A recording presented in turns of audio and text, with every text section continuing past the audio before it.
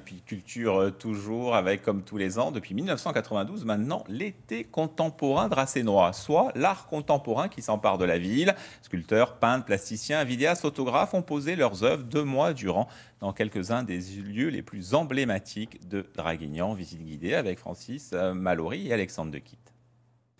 Dans certaines boutiques du centre-ville, au milieu des rayons, des œuvres d'art contemporain s'exposent au public. Une présentation qui peut surprendre, mais qui ne laisse personne indifférent. J'étais rentrée pour acheter un livre et puis je suis tombée là-dessus. Oui, bien sûr, c'est une bonne idée. Ces artistes ont essaimé leurs œuvres dans une dizaine de lieux différents.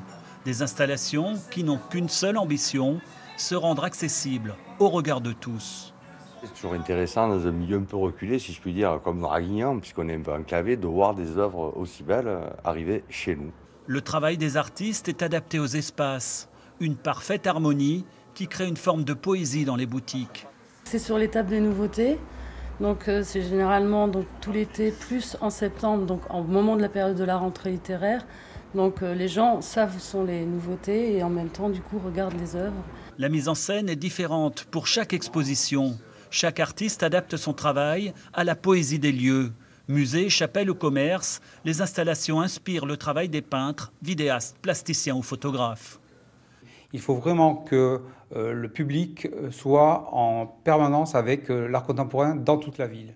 C'est pour ça que nous avons fait ce parcours-là qui regroupe 6 lieux différents avec 16 artistes.